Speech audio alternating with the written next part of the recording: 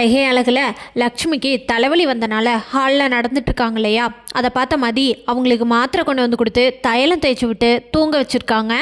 அவங்க லக்ஷ்மி ஹாலில் படுத்து தூங்கிட்டு இருக்காங்க. அந்த நேரத்தில் மலரும் மதியும் சேர்ந்து வீட்டில் இருக்க எல்லா வேலையும் முடிச்சிடலாம் அப்படின்னு சொல்லிட்டு முடிச்சுட்ருக்காங்க.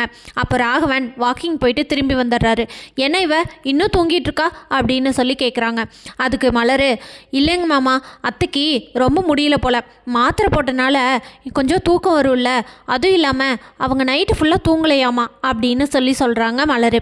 இதை கேட்ட மதி, என்னது அவங்களுக்கு தலை வலிக்குது அதனால தூங்குறாங்க, கொஞ்சம் ரெஸ்ட் எடுக்கட்டும், அப்போ தான் சரியாகும்னு நினைக்கிறேன், இல்லைன்னா நம்ம ஹாஸ்பிட்டல் கூட்டிகிட்டு போகலாம் அப்படின்னு சொல்கிறாங்க மதி. இதை கேட்ட ராகவன், எனது ஹாஸ்பிட்டல் கூட்டிகிட்டு போகிறோமா, வீட்டில் சும்மா இருந்துட்டு ஃபோனை பார்க்குறது, ஃபோன் பார்க்கலைன்னா டிவியை பார்க்குறது, டிவியில் வர எல்லா சீரியலும் உட்காந்துட்டு பார்க்குறது, ஒரு வேலை வெட்டி செஞ்சால் தானே ஆகும், சும்மாவே உட்காந்துட்டு இருந்தால் தலை வலிக்காமல் என்ன பண்ணும், அதனால் தூங்கி எழுந்திரிச்சாலே சரியாயிரும், சும்மா ஹாஸ்பிட்டல்னு இது கூட்டிகிட்டு போயிட்டுருக்காதீங்க, அவளை அலைய வச்சாலே அவளுக்கு தலைவலி சரியாகாது அப்படின்னு சொல்லிட்டு ராகவன் உள்ளே போயிடுறாரு. மலரு, எனக்கு கொஞ்சம் சுடு தண்ணி வச்சு கொண்டு வா அப்படின்னு சொல்லிட்டு உள்ளே போயிடுறாரு. நெஞ்ச கரிக்கிற மாதிரி இருக்குது, அதனால தான் அப்படின்னு சொல்லிட்டு உள்ளே போயிடுறாரு. பாத்தியில மதி, அவருக்கு லைட்டாக நெஞ்ச கறிக்குதான், அதுக்காகவே நம்மளை சுடுதண்ணி வச்சு ரூமுக்கு உள்ளே கொண்டு வர சொல்கிறாரு. ஆனால் இவங்க வெடிய தலைவலின்னு சொல்லிட்டு தூங்காமல் இருக்கிறவங்கள ஒரு ஹாஸ்பிட்டல் கூட்டிகிட்டு போகிறதுக்கு கூட இவர் முடியாதுன்னு சொல்கிறாரு. இதே இவருக்கு உடம்பு சரியில்லைன்னு வையேன், இந்நேரம் 4 ஹாஸ்பிட்டல் போகிறக்கு பதிலாக 5 ஹாஸ்பிட்டல் போய் 6 டாக்டர்கிட்ட கேட்டிருப்பாரு, ரிப்போர்ட்டை காட்டி ஒன்றும் இல்லையே அப்படின்னு சொல்லி கேட்டுகிட்டே இருப்பார். அன்றைக்கி நீயே பார்த்தியில்ல, பிளட்டில் ப்ரெஷரும் சுகரும் லைட்டாக ஏறி இருந்ததுக்கே பாக்கியராஜ் எத்தனை ஹாஸ்பிட்டல் கூட்டிகிட்டு போக வச்சாங்க அப்படின்னு சொல்கிறாங்க. மதி உடனே, நீங்கள் அவர் சொல்கிறதுக்கெல்லாம் எதுக்கு சரின்னு சொல்கிறீங்க, ஹாஸ்பிட்டல் கூட்டிகிட்டு போய் தான் ஆகணும் அப்படின்னு சொல்லிடுங்க அப்படின்னு சொல்கிறாங்க. அதை கேட்ட மலர், சரி அத்தை எந்திரிக்கிட்டோம், அதுக்கப்புறம் பார்க்கலாம் அப்படின்னு சொல்லிட்டு வீட்டில் இருக்க எல்லா வேலையும் 2 பேரும் சேர்ந்து முடிச்சிடுறாங்க. வேலை முடிச்சதுக்கப்புறமும் லக்ஷ்மி இன்னும் எந்திரிக்கவே இல்லை. உடனே மலர், என்ன இன்னும் அத்தை எந்திரிக்கவே இல்லை, இன்னுமா தூங்குறாங்க அப்படின்னு சொல்கிறாங்க. சரிங்க, நான் போய் அவங்கள எழுப்புறேன், ஏதாச்சும் கொஞ்சம் சாப்பிட்டுட்டாவது தூங்கட்டும் அப்படின்னு சொல்கிறாங்க. ஆமாம் மதி, நானும் அப்படி தான் நினச்சேன் அப்படின்னு சொல்கிறாங்க மலர். உடனே போய் 2 பேரும் எழுப்புறாங்க லக்ஷ்மியை. லக்ஷ்மி எந்திரிக்க முடியாமல் எந்திரிக்கிறாங்க. லக்ஷ்மி, எந்திரிச்சாலே எனக்கு தலை சுற்றுது, நான் கம்முன்னு படுத்துக்கிறேன், எனக்கு சாப்பாடெல்லாம் எதுவும் வேண்டாம் அப்படின்னு சொல்கிறாங்க. இல்லை, நீங்கள் கம்முன்னு இருங்க, கொஞ்சம் சாப்பிட்டிங்கன்னா தான் எப்படி இருக்குதுன்னு தெரியும் அப்படின்னு சொல்கிறாங்க. லக்ஷ்மிக்கு ஒரு இட்லி போட்டு மதி ஊட்டி விட்றாங்க. உடனே மலரும், பரவாயில்லையே மதி, நீ அத்தைக்கு என்ன தான் உனக்கு பிடிக்கலைனாலும் அத்தைக்கு உடம்பு சரியில்லைன்னு உடனே நீ நல்லா பார்த்துக்கிறியே அப்படின்றாங்க. ஏங்க, நான் பண்ணுறது தாங்க அவங்களுக்கு பிடிக்க மாட்டேங்குது, எனக்கெல்லாம் அவங்கள பிடிக்கும், அவங்க என்ன பண்ணிட்டாங்க, ஆனால் என்ன அவங்க மாமா சொல்கிற எதுக்குமே சரின்னு தலையாட்டுறாங்க, எதிர்த்து பேசவே மாட்டேங்கிறாங்க, அவங்களோட ஹெல்த்தை அவங்க தானே பார்த்துக்கணும், அதுவும் இல்லாமல் இப்போ இவங்க தலை சுற்றுதுன்னு சொல்கிறத பார்த்தா இவங்களுக்கு ப்ரெஷர்லாம் இருக்கும் போல், இதுக்கு முன்னாடி இவங்க செக் பண்ணியிருக்காங்களா அப்படின்னு கேட்குறாங்க மதி.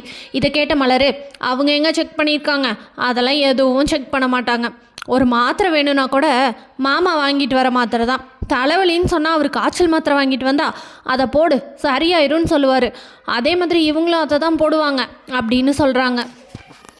அதுக்கப்புறம் சாப்பிட்டு கொஞ்சம் நேரத்தில் மறுபடியும் படுத்துக்கிறாங்க லக்ஷ்மி படுத்தோடனே எந்திரிச்சு ஃபுல்லாக வாமிட் பண்ணிடுறாங்க. என்னால் முடியல மலர், எனக்கு ஏன் ஏதாச்சும் பண்ணுது, கொஞ்சம் சுடுதண்ணி வச்சுட்டு வரையா, ஒருவேளை சாப்பிட்டது ஜீரணமாகலையோ என்னவோ அப்படின்னு சொல்கிறாங்க லக்ஷ்மி. உடனே மதி, ஏங்க இதெல்லாம் வேலைக்காகாது, நம்ம ஹாஸ்பிட்டல் கூட்டிகிட்டு போய் என்ன ஏதுன்னு செக் பண்ணுறது தான் நல்லது அப்படின்னு சொல்கிறாங்க. அப்படியா சொல்கிற நீ, ஆமாங்க அவர் சொன்னால் சொல்லிட்டு போகிறாரு, வாங்க அவருக்கு தெரியாமல் கூட்டிகிட்டு போகலாம் அப்படின்னு சொல்கிறாங்க. மதி, நீ என்ன சொல்கிற, மாமாவுக்கு தெரியாமல் கூட்டிகிட்டு போனோம் வீட்டில் பெரிய பூகம்பமே வெடிக்கும் அப்படின்னு சொல்கிறாங்க மலர். ஏங்க சும்மா நான் பேசிக்கிறேன் வாங்க அப்படின்னு சொல்லிட்டு ஹாஸ்பிட்டலுக்கு ஒரு ஆட்டோவை பிடிச்சி லக்ஷ்மியை கூட்டிகிட்டு போகிறாங்க. அங்கே போனதுக்கப்புறமா ஹாஸ்பிட்டல் போய் செக் பண்ணால் பிபி சுகரு எல்லாம் தாறுமாற ஏறி கிடக்குது லக்ஷ்மிக்கு. என்னங்க இதெல்லாம் இப்படி தாறுமாற ஏறி கிடக்குது, ஒன்று கூட செக் பண்ணாமல் இவங்க பாரு நம்மக்கிட்ட என்னென்னலாம் பதில் பேசிகிட்டு இருக்காங்கன்னு, இவங்களுக்கெல்லாம் சொன்னால் புரியவே புரியாது. மதி, இப்போ நம்ம அத்தையை ஹாஸ்பிட்டல் கூட்டிகிட்டு வந்ததுக்கே மாமா நீ என்ன சொல்லுவாருன்னு தெரியல. நம்ம எதுக்கும் தப்பிக்கிறதுக்காக பாக்கியராஜையும் சுரேஷையும் வர சொல்லுவோமா அப்படின்னு சொல்கிறாங்க. ஏங்க, அவங்களே வேலையாக இருப்பாங்க, அவங்க வந்து மட்டும் என்ன பண்ண போகிறாங்க? விடுங்க, நம்மளே பார்த்துக்கலாம் அப்படின்னு சொல்கிறாங்க.